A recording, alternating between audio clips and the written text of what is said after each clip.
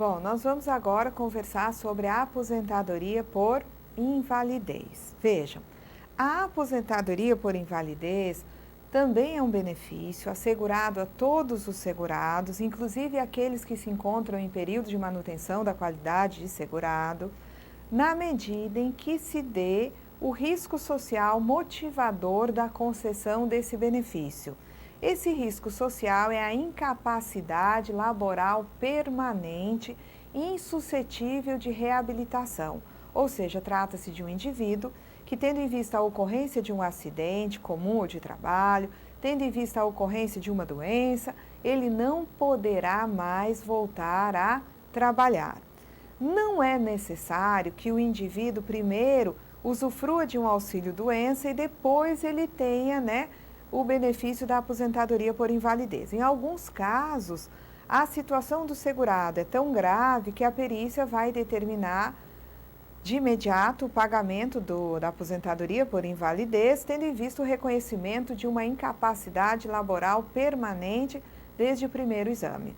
Então, nós vamos conversar aqui sobre a aposentadoria por invalidez, segundo aquele mesmo eixo que nós apresentamos para o auxílio-doença. Então, vamos até o quadro aqui. A primeira pergunta a fazer é: quem tem direito à aposentadoria por invalidez? Eu digo a vocês que são todos os segurados. Não me importa se trata de um segurado na categoria de empregado ou de um segurado na categoria de segurado especial. Todos os segurados, inclusive aqueles que se encontram em período de manutenção, terão direito à aposentadoria por invalidez. Agora, a gente tem que verificar se existe o evento motivador, o risco social motivador, que é a incapacidade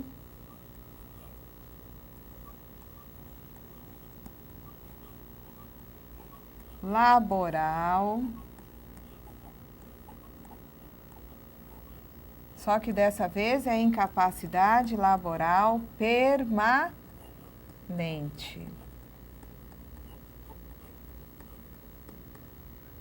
Insuscetível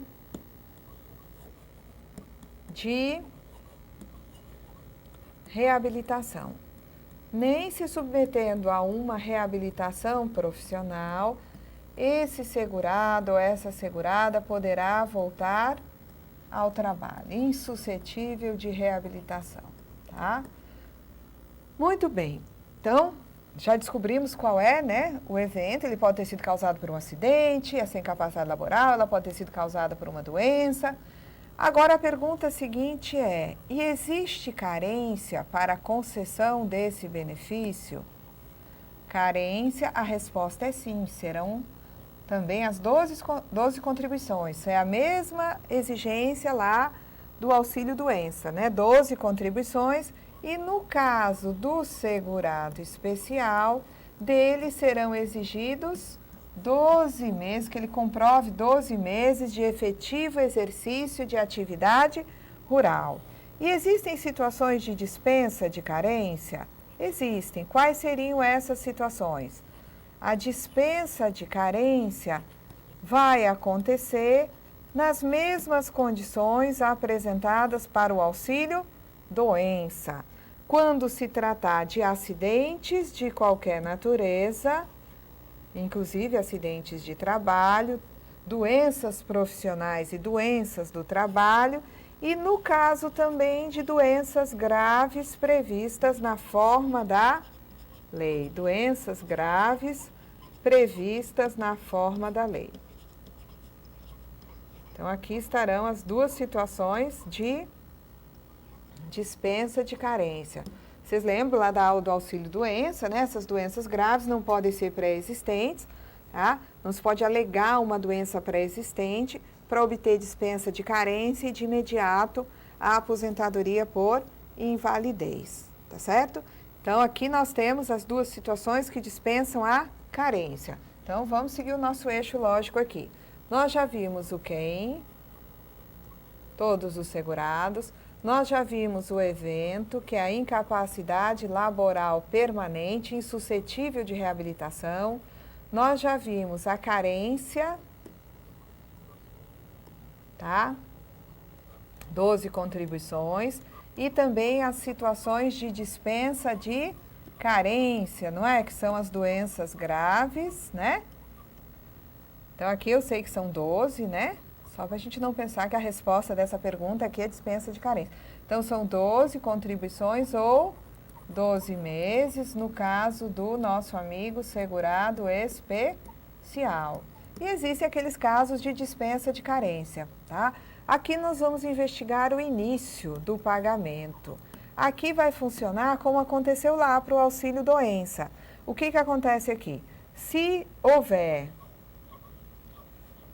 requerimento, se o benefício for requerido até o 30º dia do afastamento, tá?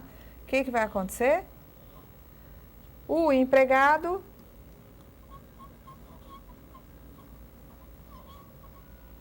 vai ter direito a receber seu benefício a partir do 16º dia. Nos demais casos,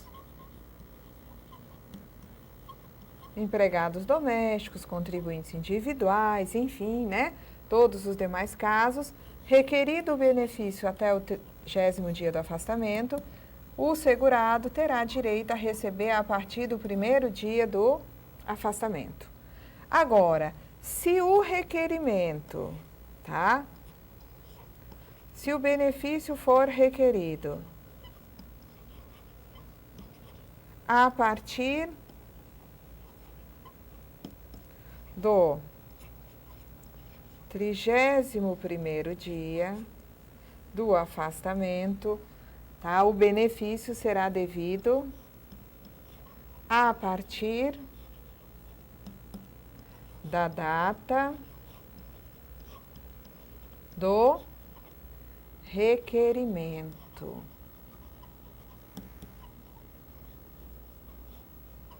Ok? Vamos adiante. Então, nós já vimos o quê? Quem? Já vimos o evento desencadeador do direito.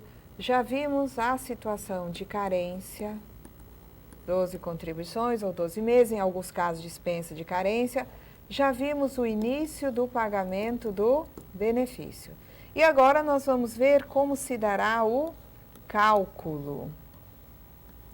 Como se calcula a aposentadoria por invalidez, tá? Então, a primeira pergunta é: usa o SB, salário de benefício? A resposta é sim, tá?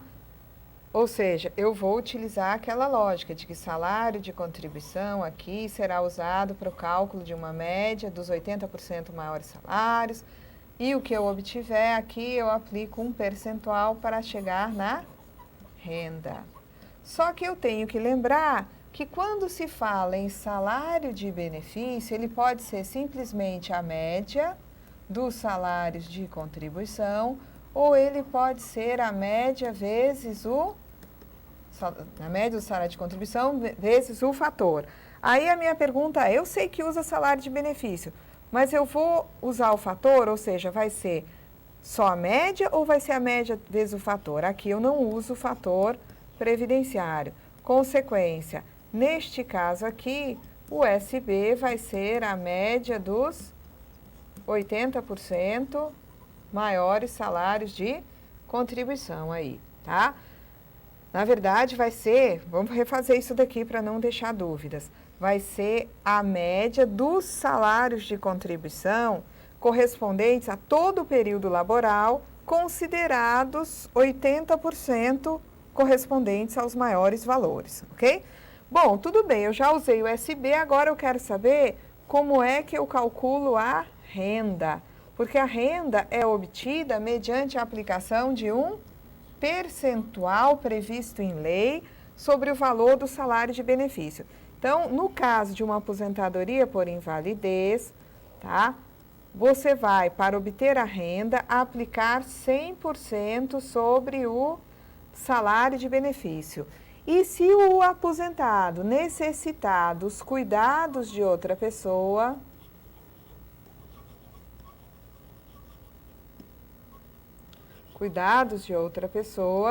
tá? O que vai acontecer? Ele vai, né, nos casos previstos no anexo 1 do regulamento da Previdência, ele vai ter direito a receber um adicional de 25%. Então, além do valor da aposentadoria por invalidez, vai ter direito a receber esse adicional de 25%, que inclusive pode, somado ao valor da aposentadoria por invalidez, resultar num valor superior ao teto. Você sabe que o valor da renda, tá, aqui, vai de um salário mínimo, se trata de benefício que substitui o salário do trabalhador, até o teto. No caso da aposentadoria por invalidez, este valor aqui não poderá passar do teto. Nem pode ser inferior ao salário mínimo, nem pode passar do teto. Mas este valor, mais este adicional aqui de 25%, esses dois somados, aí sim podem superar o teto que hoje, né, está em R$ 3.218,90.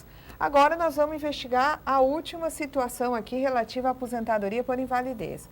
Eu já sei quem tem direito, eu já sei qual é, né, todos os segurados, que o evento que desencadeia o direito é a incapacidade laboral permanente, insuscetível de reabilitação. Eu já sei que é exigida uma carência de 12 contribuições, para o segurado especial 12 meses, e que existem casos de acidentes e de doenças graves que dispensam a carência. Eu já sei quando se inicia o pagamento, tem que ter cuidado para requerer até o 30º dia, para poder retroagir o pagamento do benefício, até o início do afastamento ou até o 16º dia, né, no caso de empregados.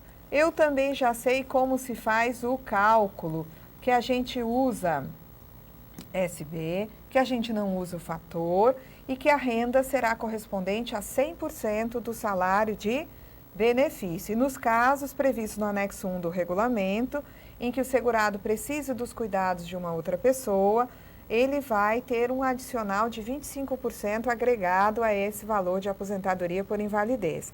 Muito bem. Nós vamos agora ver quando se dá a cessação do pagamento da aposentadoria por invalidez. Ora, a cessação vai se dar no caso do óbito. A cessação vai se dar no caso da recuperação da capacidade laboral, não é isso? Ou seja, cessou a invalidez, ele recuperou a capacidade laboral, tá? Também vai se dar no caso de converter essa aposentadoria por invalidez em aposentadoria por idade, né? Sim. Mas nós vamos examinar aqui duas situações. A primeira eu vou falar logo dela.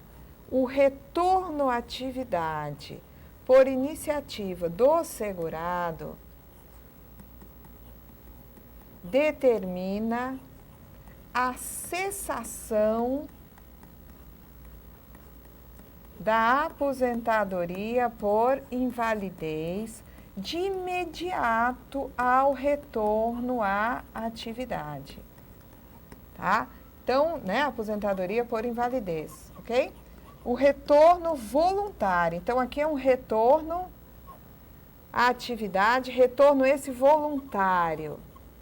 Por iniciativa do segurado, ele volta a trabalhar sem passar pelo aval lá da perícia, cessa a aposentadoria por invalidez de imediato ao retorno. Se descobre que esse segurado vem trabalhando, estava aposentado por invalidez e vem trabalhando desde um ano atrás, quando ele já se encontrava aposentado por invalidez, vai cessar o benefício lá de trás, sendo esse segurado obrigado a devolver os valores recebidos.